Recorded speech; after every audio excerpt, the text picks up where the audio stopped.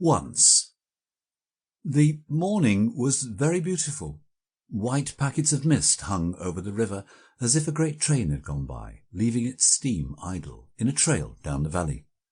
The mountains were just faint grey-blue, with the slightest glitter of snow high up in the sunshine. They seemed to be standing a long way off, watching me and wondering.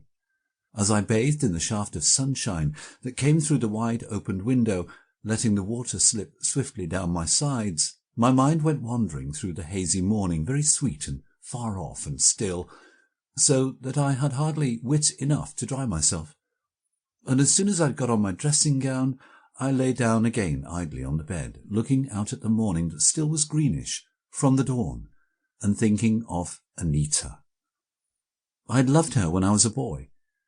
She was an aristocrat's daughter, but she was not rich. I was simply middle class then. I was much too green and humble-minded to think of making love to her. No sooner had she come home from school than she married an officer. He was rather handsome, something in the Kaiser's fashion, but stupid as an ass. And Anita was only 18. When at last she accepted me as a lover, she told me about it.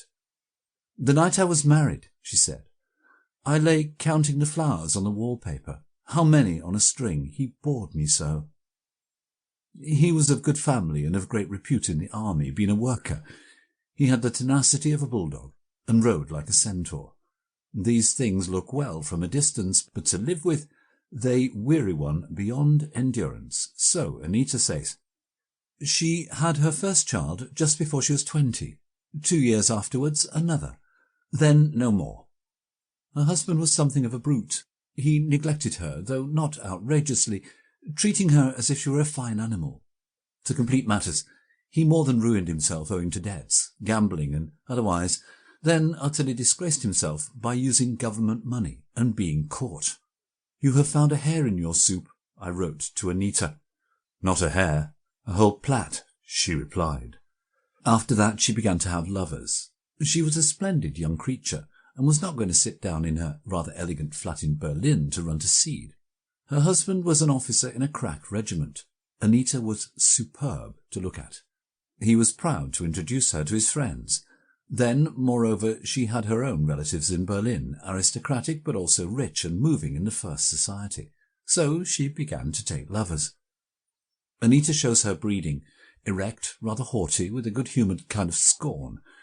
She is tall and strong, her brown eyes are full of scorn, and she has a downy, warm-coloured skin, brownish, to match her black hair. At last she came to love me a little. Her soul is unspoiled. I think she has almost the soul of a virgin. I think, perhaps, it frets her that she never really loved.